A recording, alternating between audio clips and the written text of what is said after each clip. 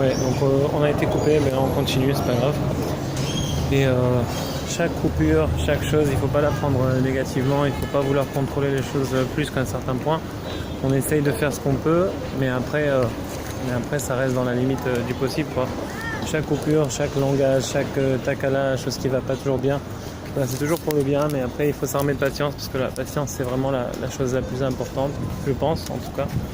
Voilà, donc là je suis en train d'attendre à la banque, encaisser un peu d'argent de mon salaire pour pouvoir payer le déménagement ce soir. Et puis voilà, donc on continue où est-ce qu'on en était. Et donc Rabbi Israël, il disait qu'il voulait des Anshe Maaseh et pas des Hasidim et des Lamdanim, mais donc il faut comprendre ça comme ça. Selon moi, c'est vraiment que, en fait, il faut prioriser le klal, quoi, le groupe. Mais en même temps, c'est une pensée qui est dangereuse, parce que j'ai appris ça avec un peu de maturité, avec le temps. On peut facilement se cacher derrière cette idéologie pour pouvoir esquiver ses obligations et faire des genres de choses de ce sens-là.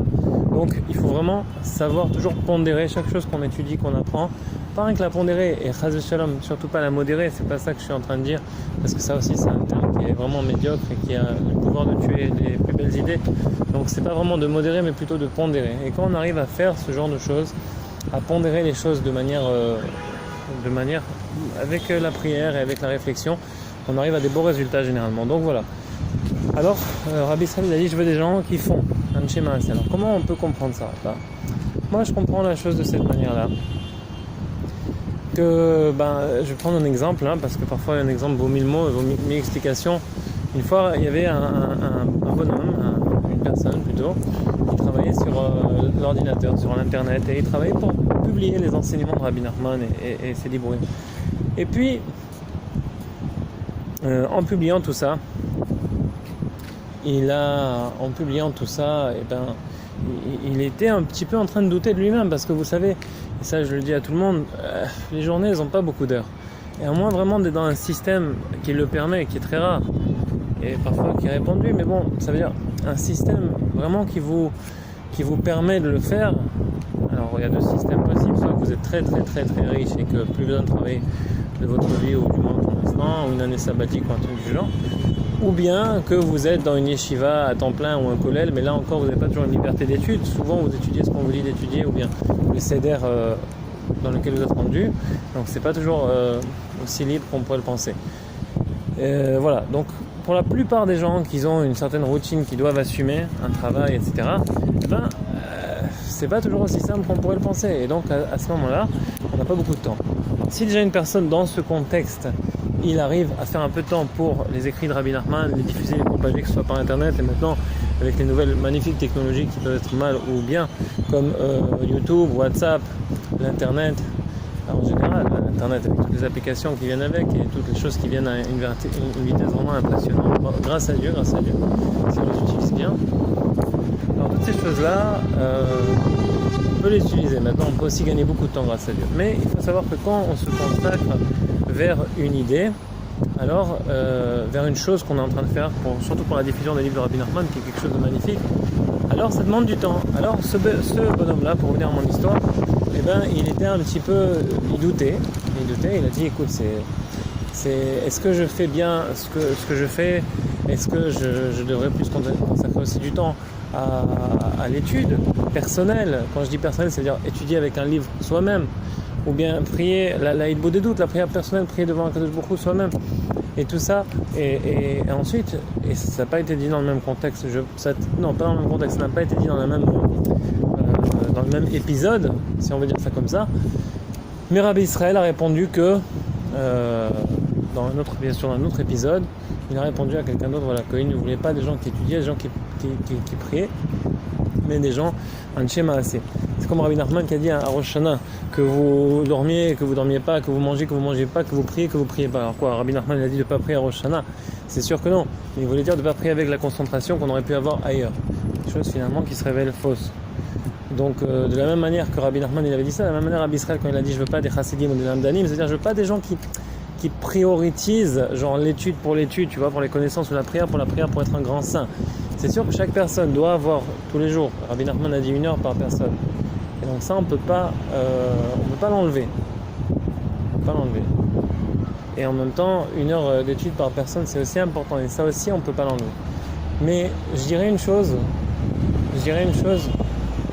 De nos jours, quand on a une belle prière, ça j'ai pas encore commencé à le faire en vidéo, je sais pas comment ça va donner, on pourrait voir comment ça pourrait se faire pour que ce soit sincère, et là ça va être un petit peu plus difficile, mais en tout cas pour l'étude, quand on prie à Kadosh Baruch Hu, d'accord, quand on étudie la Torah d'Hachem, moi je dis c'est important, c'est ma vision des choses, et encore une fois ça s'applique pas à tout le monde, ça s'applique avec les outils que Dieu m'a donné à moi, et c'est peut-être pas du tout valable pour quelqu'un d'autre. Donc je dis pas une vision, une application générale du conseil, mais plutôt une vision générale, et la mienne est la suivante. Si tu as réussi à étudier un truc, ne serait-ce qu'une minute, d'accord, et à bien le comprendre, alors enseigne-le aux autres pendant les 9 autres minutes sur 10, tu vois. Ou bien carrément tu peux même prendre un livre comme je le fais souvent et étudier avec vous, avec les gens, on étudie ensemble. Et c'est ça en fait, c'est parce que c'est à un certain niveau, au niveau spirituel, c'est une Messirut Nefesh, c'est un don de soi. Et on ne peut pas donner de soi aux dépens de soi-même. Bon, c'est toujours un peu comme ça, parce que sinon ce ne serait pas un don de soi. Mais en même temps, ultimement et de nos jours, qu'est-ce qu'on va commencer à vouloir être des géants dans la Torah? On va vouloir commencer à être des géants dans la prière. C'est pas ça le but. Le but, c'est d'aider les gens à Tel Aviv. Et là, je parle, et comme je vous ai dit, je ne suis pas quelqu'un de politiquement correct, mais je ne porte pas de jugement. Par contre, je pense quand même qu'il y a des réalités un peu étranges dans la société. Regardez à Tel Aviv, par exemple, bon, pour donner les exemples les plus généraux possibles, mais des jeunes qui n'ont pas toujours les expériences qu'ils auraient dû avoir à cet âge-là, des jeunes de 14 ans, de 15 ans, 16 ans, qui sont dans les boîtes à Tel Aviv, parfois les boîtes complètement dépravées, vraiment, pas rien que la dépravation, mais la dépravation, genre à un autre niveau qu'on n'a pas connu dans les générations avant, et parfois qui se piquent à la drogue et qui sont complètement en déprime, les suicides. On est vraiment, et on le voit, et c'est une tendance qui s'accentue dans une génération où est-ce que finalement tout le monde est connecté mais tout le monde est seul. On l'a répété plusieurs fois. Et ça fait en fait qu'il y a toutes sortes de phénomènes très très spéciaux et nouveaux qui se passent chez les gens, et c'est vraiment la fin de la galoute, de l'exil, juste avant que le Mashiach se révèle de plein fouet. Et entre guillemets, selon moi c'est Rabbi Nachman, c'est Rabbi Israël, il n'y a pas de secret là-dessus, c'est mon opinion, mais après je ne ferme pas les portes, juste je dis ce que moi je pense. Alors quand Mashiach se dévoilera, donc ça sera complètement différent, mais entre-temps les choses sont obligées, comme il dit Rabbi Nachman, c'est juste quand la noirceur aura complètement conquis le monde, ou est-ce que le mensonge sera complètement là à 100%, que quand il atteindra le 100% en fait le mensonge, il va se transformer en vérité. Et ça c'est un truc magnifique à dire, parce que c'est vrai.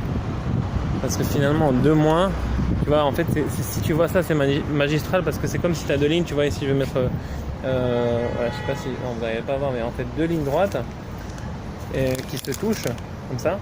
Et si elles sont genre une par là, donc ça se touche pas, donc le mensonge il n'est pas à 100%. Mais quand tu as une ligne droite et une ligne droite, ça veut dire que le mensonge il est à 100% enligné comme une ligne droite, tu vois.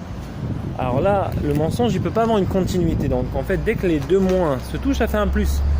Ça veut dire que automatiquement la continuité territoriale, disons ça comme ça, du mensonge, elle peut pas exister. Et dès qu'elle existe, à 100%, ça se transforme en vérité. Comme en mathématiques, comme en plein de trucs, c'est magnifique. Même en physique, c'est un truc de ouf. Voilà. Donc voilà, c'est ce que je voulais partager avec vous. Donc c'est pour, entre autres, je dis ça à chaque fois, mais j'ai des milliards de choses que j'aimerais partager avec vous, avec nous, avec moi-même, avec Hachem, avec Rabbi Nachman. On est là, Baruch Hashem, pour partager. Donc aujourd'hui, on voit que les applications qui ont fait des multi-milliards de dollars, c'est des applications de partage d'émotions, partage de sentiments, partage de photos. On voit Twitter, on voit Facebook, on voit les réseaux sociaux qui font finalement des réseaux de partage, commerciaux, émotionnels, relationnels, peu importe. Voilà, d'accord. Donc le partage, alors moi j'ai dit, tu sais quoi, écoute, moi je trouve que dans tout cet univers de magnifique partage, il y a beaucoup de choses qui sont faites, mais c'est encore un peu boiteux. Et je crois que chacun devrait vraiment partager avec les autres, mais son service divin, ce qu'il pense dans sa vie par rapport au sujet important. Et ça se fait pas toujours, ça se fait de toute manière, ça peut pas se faire, à moins que ça soit vraiment pour Hachem. Et même là, vous voyez, il y a tellement de paroles qu'on pourrait élaborer, tergiverser, on pourrait multiplier les paroles, mais ça me dérange un peu, parce qu'après quand on multiplie les paroles, on tourne en rond, et j'aime pas ça. Voilà, donc c'était quelques idées. Moi je vais devoir remonter à la banque parce que mon tour est arrivé, le tour 182 ici.